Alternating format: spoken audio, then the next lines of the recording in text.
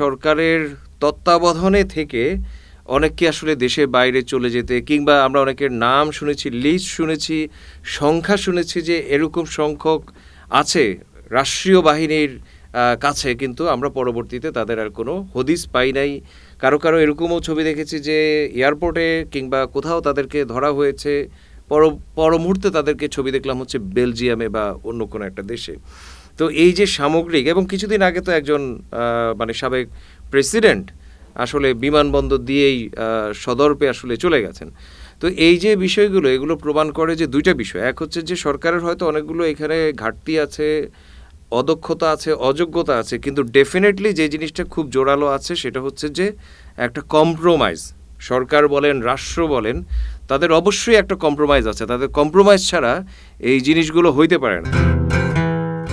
একজন কানাডিয়ান প্রবাসী মিলন হক, তিনি তার ফেসবুক স্ট্যাটাসে লিখেছেন, এক মমতাজ ধৈরা তৃপ্তির ঢোকর তুইলা কোনো লাভ নাই। আরও হাজার হাজার সাংসদ, হাজার হাজার ব্যবসায়ী যারা সরকারের সঙ্গে তাল মিলিয়েছিলেন, সরকারি কর্মকর্তা ছিলেন, তাদেরকেও ঢুকাইতে। এই বিষয়টিকে আপনি কিভাবে দেখছেন? জি, অনেক অনেক ধন্যবাদ আপনাকে আমাকে ইনভাইট করার জন্য। এই সরকারের আমরা যদি বলি যে সবচেয়ে বড় ব্যর্থতা ছিল যে শহীদ পরিবার কিংবা আহতদের চিকিৎসা, এগুলোর যে ম্যানেজমেন্টের বিষয়টা, এটা নিয়ে আমাদের সিরিয়াস কমপ্লেইন আছে, এবং আমরা অবশ্যই বলি যে এটা সরকারের সবচেয়ে বড় একটা ব্যর্থতা। দ্বিতীয় বড় ব্যর্থতা যদি বলেন, সেটা হচ্ছে যে এই বিচারের বিষয়টা। আমরা দেখেছি যে সরকারের তত্ত্বাবধানে থেকে অনেককে আসলে দেশের বাইরে চলে যেতে, কিংবা আমরা অনেকের নাম শুনেছি, লিস্ট শুনেছি, সংখ্যা শুনেছি যে এরকম সংখ্যক আছে রাষ্ট্রীয় বাহিনীর কাছে, কিন্তু আমরা পরবর্তীতে তাদের আর কোনো হদিস পাই নাই। কারো কারো এরকমও ছবি দেখেছি যে এয়ারপোর্টে কিংবা কোথাও তাদেরকে ধরা হয়েছে, পর মুহূর্তে তাদেরকে ছবি দেখলাম হচ্ছে বেলজিয়ামে বা অন্য কোনো একটা দেশে। তো এই যে সামগ্রিক, এবং কিছুদিন আগে তো একজন সাবেক প্রেসিডেন্ট আসলে বিমানবন্দর দিয়েই সদর্পে আসলে চলে গেছেন। তো এই যে বিষয়গুলো, এগুলো প্রমাণ করে যে দুইটা বিষয়। এক হচ্ছে যে সরকারের হয়তো অনেকগুলো এখানে ঘাটতি আছে, অদক্ষতা আছে, অযোগ্যতা আছে, কিন্তু ডেফিনেটলি যে জিনিসটা খুব জোরালো আছে সেটা হচ্ছে যে একটা কম্প্রোমাইজ। সরকার বলেন, রাষ্ট্র বলেন, তাদের অবশ্যই একটা কম্প্রোমাইজ আছে। তাদের কম্প্রোমাইজ ছাড়া এই জিনিসগুলো হইতে পারে না। আপনি তারা হয়তো করতে পারে যে 2-3 জন হয়তো কম্প্রোমাইজ, আমি মোটেও সেটা মনে করি না। আমি মনে করি যে এটা একেবারে টপ পর্যায় থেকে কোনো একটা ডিসিশন আছে, এবং সেটা কোনো এজেন্সির টপ হইতে পারে, আমি জানি না। কিন্তু আমরা যেরকম শুরু থেকে আমরা যেরকম বলে আসছিলাম যে আপনার এই র্যাব, ডিবি, ডিজিএফআই, এরা অবশ্যই শেখ হাসিনার সরকারের যে গুম খুন, যে আপনার জুলুম, এই গণহত্যার, এরা অবশ্যই এদের একটা বড় স্টেক আছে, এদের একটা বড় অপরাধ আছে, পাপ আছে। আমরা বলেছিলাম যে সংগঠন হিসেবে এদের বিচার করার জন্য, কিন্তু এখন পর্যন্ত সেটার কোনো ধরনের উদ্যোগ আমরা সরকারের কাছ থেকে দেখি না। বরঞ্চ এদের বিভিন্ন আস্ফালন আমরা বিভিন্ন সময় দেখি, এবং এরকম ঘটনাগুলোর মাধ্যমে সেই জিনিসগুলো আসলে চলে আসে। আর এই এই এই সামগ্রিক জিনিসগুলো কোনো অবস্থাতেই এরা সম্পৃক্ত না হয়ে কোনো অবস্থাতে পারে না। আর এই ভদ্রলোক, তিনি যে কথাটা বলছেন, আমি ওনার সিম্প্যাথি বা ওনার যে মানসিক যে সেটার সঙ্গে আমি পুরোপুরি একমত। কিন্তু আমার ধরেন যে আমি আমি আমি আসলে এই মনে করি না যে হাজার হাজার লোককে বিচার করতে হবে, এটা আমি আসলে মনে করি না, এবং এটা ফিজিবলও না। এটা দিন শেষে বরঞ্চ আরও বড় ধরনের ডিজাস্টারের মধ্যে আমাদেরকে ফেলতে পারে। বরঞ্চ আমি ধরেন যে আইকনিক বিচার চাই। আমি ধরেন যে যারা অন্তত সংসদ সদস্য ছিলেন, যারা ধরেন যে বড় ধরনের লুটপাট, গুমগুলোর সঙ্গে জড়িত ছিলেন বলে আমরা জানি, যারা আপনার বিভিন্ন যে বাহিনীগুলোর প্রধান ছিলেন, দায়িত্বে ছিলেন, ডিসিশন মেকিংয়ে, মোদ্দা কথা হচ্ছে যে যারা ডিসিশন মেকিংয়ে ছিলেন অথবা ইনফ্লুয়েন্সের জায়গায় ছিলেন, এই দুই গ্রুপকেই যদি আপনি টার্গেট করেন, এটা কয়েক হাজার হবে না, এটা হয়তো বড় জোর 1000 হইতে পারে। আমার ধারণা যে এটা হয়তো বড় জোর 1000 হইতে পারে।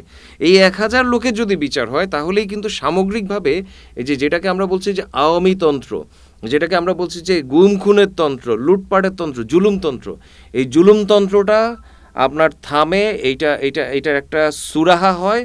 সামনের দিনে আবার কেউ আওয়ামী লীগ হয়ে আসে, যেটা আমরা বারবার বলছি যে আওয়ামী লীগ শুধু নিষিদ্ধ করা না, শুধু আওয়ামী লীগ দলটাকে নিষিদ্ধ না, আওয়ামী তন্ত্রটাকে আমাদের নিষিদ্ধ করা দরকার।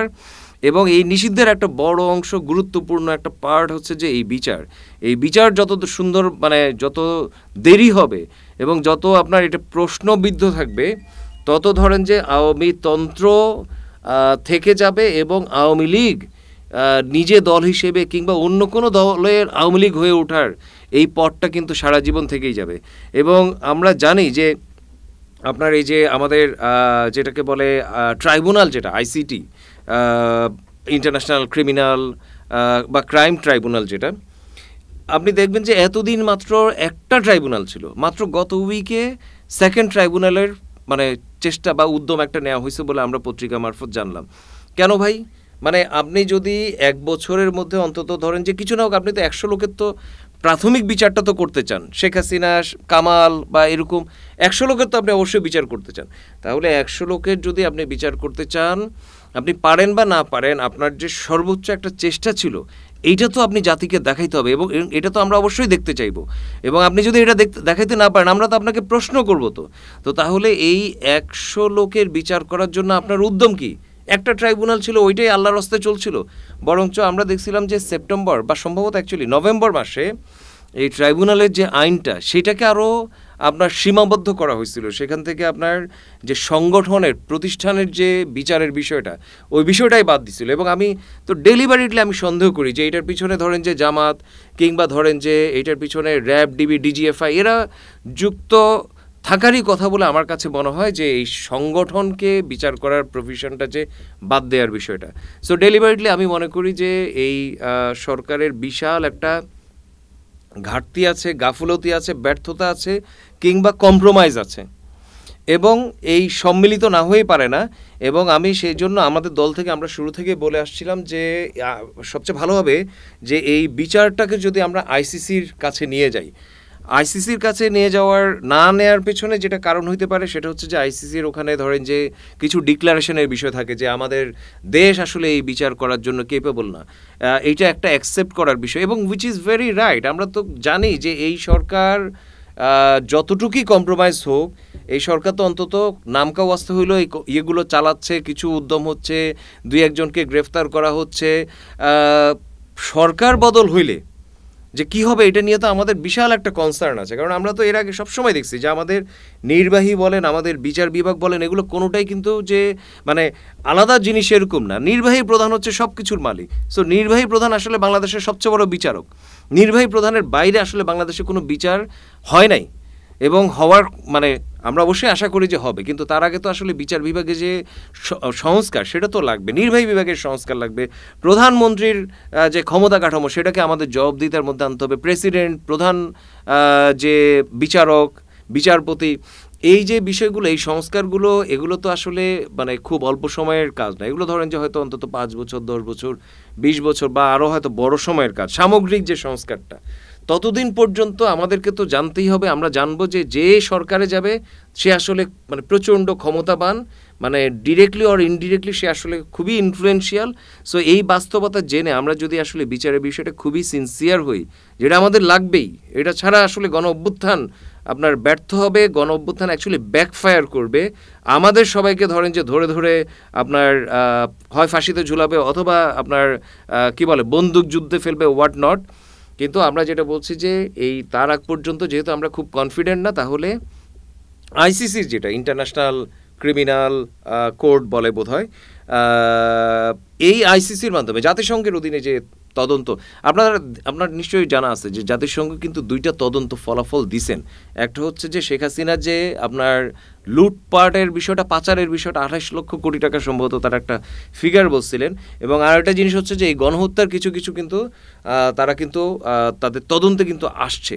সো তার মানে হচ্ছে যে ওরা যেহেতু অলরেডি ওরাই প্রমাণ কালেক্ট করছে, সো ওদেরকে দিয়ে যদি আমরা আসলে বিচারটা করাইতাম, তাহলে আমি কনফিডেন্ট যে এটা আসলে অবশ্যই এটার গ্রহণযোগ্যতা অনেক বেশি হইতো সারা সারা দেশ, সারা পৃথিবীতেই আসলে এটার গ্রহণযোগ্যতা নিয়ে প্রশ্ন অনেক কম উঠতো, রেদার দেন আমরা যদি করি। আমরা যতই ফেয়ারভাবে করি না কেন, আমাদের তো অলরেডি প্রশ্ন উঠে আসে, আমাদের পক্ষ থেকে তো প্রশ্ন আসেই। সো বিচার হওয়ার পরে আরও বিভিন্ন পক্ষ থেকে প্রশ্ন আসার সুযোগ অবশ্যই আছে, এবং সেই কারণেই আমরা বলছিলাম যে আসলে এটা জাতিসংঘের অধীনে করানো, এবং এইটা না করার সিদ্ধান্তটা এটা আমি এইটাও আরেকটা এই সামগ্রিক যে চক্রান্ত সেটার অংশ হইতে পারে বলে আমার আসলে মনে হয়। সো আমি ওই ভদ্রলোক ভাইয়ের সঙ্গে খুবই একমত, ওনার স্পিরিটের সঙ্গে আমি খুবই একমত, এবং আমি অবশ্যই চাই যে সরকার একটা সবচেয়ে সিনসিয়ারিটি দিয়ে এই বিচার কাজটা আসলে সম্পন্ন করুক।